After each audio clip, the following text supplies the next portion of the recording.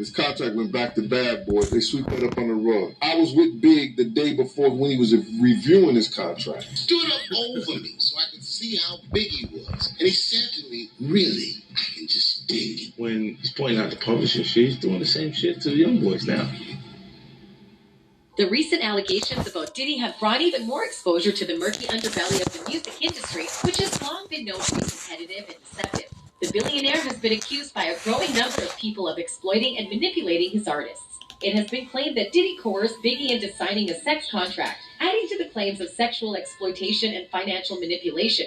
Even if we don't know what's in the contract for sure, just the concept is horrifying. The music industry has been accused of shady dealings before, unfortunately. In a recent video, Dave Chappelle spoke about how the entertainment industry takes advantage of musicians by using legalese in their contracts. He claimed that the contracts are deliberately worded, making it difficult for musicians to know what they are giving up when they sign. To use your name and likeness in perpetuity throughout the universe, who the could possibly know what that means? It's especially worrisome because many of these musicians are still young and inexperienced and therefore know little about the business. Dave claims that many business newcomers sign one of these shady agreements. This is because many promising young artists are easily duped by the promises of established figures in the industry since they need financial stability and an escape from their current circumstances. But I signed the contract the way the 28-year-old expecting father that was broke signs a contract. I was desperate. I needed a way out. Many famous people have also commented on Biggie's predicament. The late DMX was a famous person who was mentioned here. In an old interview, DMX talked about his heartbreaking experience with Biggie Smalls. DMX claims that Biggie told him about the time he was sexually assaulted by Sean Puffy Combs, later renamed Puff Daddy, while they were both teenagers. This news was Aprovecha el nuevo Samsung Galaxy S23 Ultra con Google Maps. Y con su cámara de 200 megapíxeles, tu wow wow nunca se vio tan wow. Busca el nuevo Samsung Galaxy S23 Ultra. App will let you use your phone as a projector. Download now for free and enjoy. Was a bombshell that only contributed to the controversy surrounding Puff Daddy's reputation. But DMX stuck to his guns and kept putting out music that resonated with his listeners. But my jaw was still wired shut. This is when you got signed. I heard about the story. This is when he knew he was signing me. Okay. My jaw was wired shut. Before the release of his 2012 album, Undisputed, DMX said in an interview that he had almost signed with Bad Boy Entertainment, but ultimately lost out to the Lox. This goes to show that even the most successful people have to deal with criticism and failure at some point in their careers. DMX admitted that the Lox was a safer group and was signed by Puff Daddy, who helped them become successful. Puff Daddy believed DMX's gruff voice made him unmarketable. Therefore, he didn't give him the same chance. DMX speculated that Puff Daddy's reputation for being attracted to guys was why his label chose not to sign him. DMX went so far as to say that after forcing the Lox to compose songs for him, Puff Daddy stole their publishing and abused them. This is a sharp reminder that the music industry is not always easy or kind and that musicians are often used for financial gain.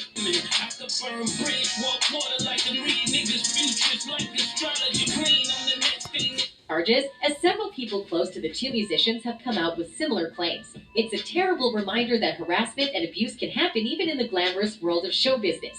Former Bad Boy singer Mace has released a blistering new song called Oracle 2, Standing on Bodies, in which he blasts Diddy for his terrible treatment of Biggie before and after Biggie's tragic murder. He also brings up the 1991 City College incident, where 9 people were killed at a basketball game that Diddy sponsored. Mace obviously has resentment toward his old work partner. However, the most disturbing allegation is that Mace claims Diddy used the children of the late Notorious B.I.G. I'm not hating on your Billy worth. Right now, I'm only saying what you really work. You ain't no architect. You just a nigga who know how to market death. He raps, on March 9, 1997, the devastating news of the death of hip-hop legend Biggie Smalls shook the music industry to its core. The rapper was killed in a drive-by shooting in Los Angeles at the peak of his popularity and soon before the release of his album Life After Death. Biggie's longtime pal and label partner, Mace, has been at odds with Sean Diddy Combs in recent years. In 2020, Mace posted to Instagram about what he claimed were Diddy's unethical and dishonest business dealings. The allegations were brought back into the spotlight after Diddy's passionate address at Clive Davis's pre-Grammy dinner, where he promised his support for artists. Mace also said that despite Diddy's smearing of his name, he was still required to put on a happy face for the sake of his fans. DMX has also voiced his displeasure with Diddy's treatment of Biggie, and this is in line with his views. DMX alleged that Diddy mistreated his inner circle behind closed doors while yet expecting them to act happy and loyal in front of the public. Meanwhile, 50 Cent is another prominent figure in the industry who has accused Diddy of exploiting his singers sexually and financially. In particular, he claims that the mogul financially and sexually exploits his artists. 50 Cent has high admiration for many artists, but the way Biggie was treated is likely to have hurt him the most. Continuing the discussion, 50 Cent has claimed that Diddy's demand for $2 million blocked Mase from leaving his Bad Boy deal in 2005 to sign with G-Unit Records, despite the fact that 50 Cent was willing to pay only $1 million. Mase was given a one-year release from his contract in 2009 after he disrupted Diddy's interview with Atlanta's B103 radio station. When Diddy signed Mase's contract, he did so in front of the camera. Nonetheless, Mase's battles with Bad Boy continue. Even though he left the label for good in 2012, the musician is currently engaged in a legal battle with Diddy over the recovery of his publishing rights. Mase alleges he just offered Diddy $2 million to buy back his publishing, but Diddy declined, demanding that Mase match the offer made by a European bidder. Unfortunately, Mase isn't alone in wishing he hadn't signed with Bad Boy. Even Biggie's mother admits that her son was too young to comprehend the exploitation he was experiencing at the hands of Diddy. Jadakiss, Styles P, and Sheek Louch of the Lox started the Free the Lox movement in 1999 to break free of their Bad Boy contract. The three artists wanted to join with DMX's Rough Riders label because they felt that Diddy was putting financial success ahead of authenticity. You know, I did one album with Mase. One album. How much money do you think I owe this guy? One album? And then he became a fake pastor?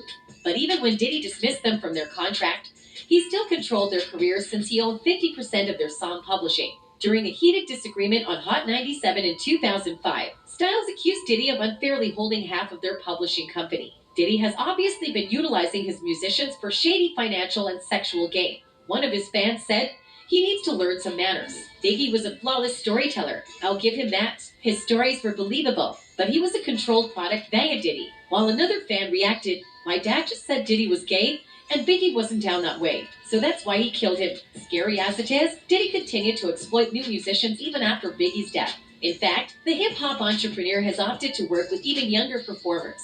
It seems like Diddy acted the same toward a younger version of Usher. At the tender age of 14, Usher enrolled in a program called Puffy's Flavor Camp. Usher said Diddy showed him the adult world and let him see some crazy stuff at his residence. An interview with Rolling Stone in 2004. So I got a chance to see some things. Yeah, but you were 13. What were you seeing? I went there to see the lifestyle. Right. And I saw it. And it was, but I don't know if I could indulge and understand what I was even looking at. Pop introduced me to a totally different set of ish. Sex, specifically. Sex is so hot in the industry, man. There were all these girls around. You'd open a door and see somebody doing it or several people in a room having an orgy. You never knew what was going to happen. On the Howard Stern show, Usher also revealed some juicy details about his visit to Diddy's pad. The experience of living with Puff Daddy for a year when he was 14 taught him the true meaning of fame. He said in a 2016 interview with Howard Stern, "I got a chance to see some things. I went there to see the lifestyle, and I saw it," Usher said during his first Stern Show interview. Meanwhile, Diddy admitted to Kevin Hart in a recently released interview that he and Usher shared a bed when Usher was only 10 years old, and Diddy was 19. It's my brother right here from day one. We used to wake up and, damn, pause, but like that's back in the days when he was like 10 and I was a little bit older, his older brother, we used to fight over The current charges against Diddy only serve to further highlight the music industry's lengthy history of exploitation and deception. More and more musicians are speaking out about their experiences, and it's becoming evident that the music business needs to adapt. Until then, it is the responsibility of individual artists to guard against the predatory actions of those in authority. And that's it from us today. Until next time, bye. They will actually pay you for just playing their games. There's this app called Just Play.